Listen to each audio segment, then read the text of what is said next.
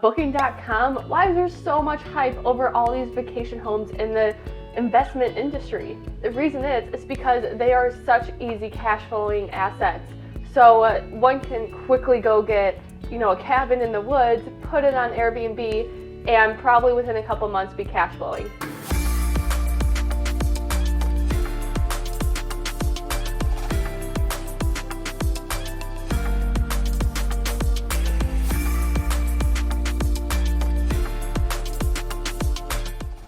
Hey guys, I'm Brittany Brager. I am from Madison, Wisconsin. I am the local realtor and short-term rental investor.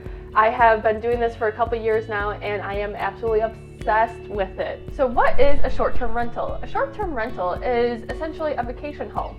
A guest will check in through one of the platforms and they will stay at your property for less than 28 days. If it's more than 28 days, then you are pretty much having a lease agreement between you and the guest, and that's called a long-term investment or month-to-month lease. So for short-term investments, short-term rentals, it's all the properties less than 28 days. A guest can stay with you for just 1 night, 2 nights, 3 nights, 3 weeks, just not 28 days.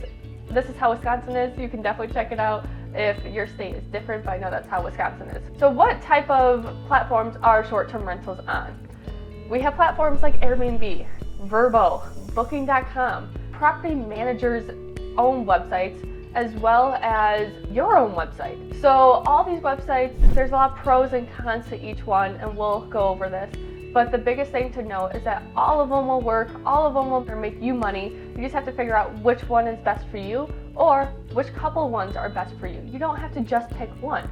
So let's just quickly go over Airbnb. Airbnb is a great platform for people that just have a cabin in the woods. They want to share the beauty of their cabin to other people. And it's best for if people just want to hang out at the cabin, right? So Airbnb actually just passed, and I'm speaking for August of 2022.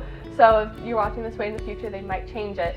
But Airbnb just made sure that there's no parties or events happening at Airbnb properties. So these are just for guests that are truly wanting to vacation and not party. Another thing with Airbnb is that I believe that their platform's a little bit more user-friendly, but again, I'm not really that techie, so I'm sure other people think that other platforms are easy peasy too, but not me. Airbnb also charges 3% for their host fee. So 3% of all the income that you're bringing in, they will take 3% of that. In my eyes, it's well worth it.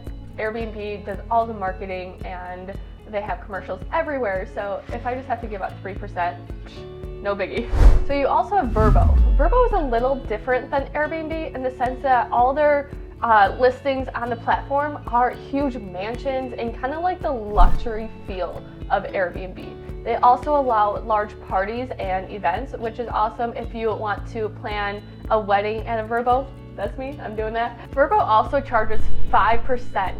That's a big jump from 3% Airbnb and 5%. So that's another little con to Vrbo, but again, these are all luxury homes. So they probably don't even realize that 2% difference.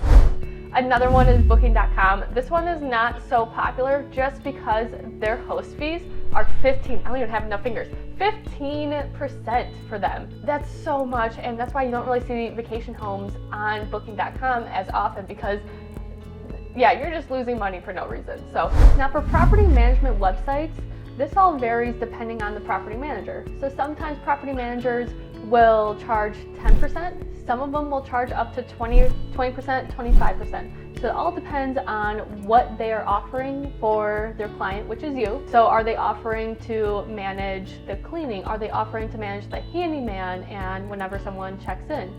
Are they around that if someone complains about, let's say the TV isn't working because you have a Chromecast, are they around to fix that TV? So it all kind of depends on if you kind of want to just be really hands-off, or if you are someone that loves to manage and host other people, this might not be the route for you.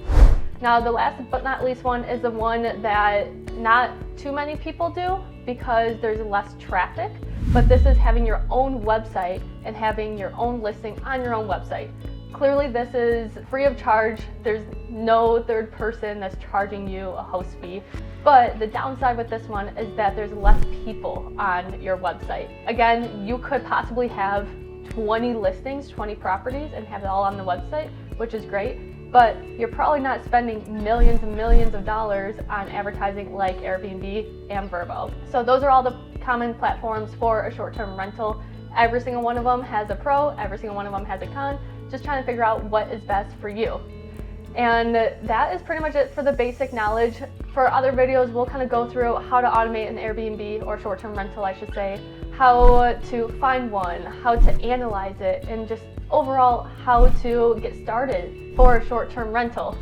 Again, don't forget to subscribe, like this video, share it if you are interested in short-term rentals like me. And if you're ever trying to find your own short-term rental in Wisconsin, please let me know, because I will definitely hook you up with an awesome property and help you out. Thanks everyone, bye.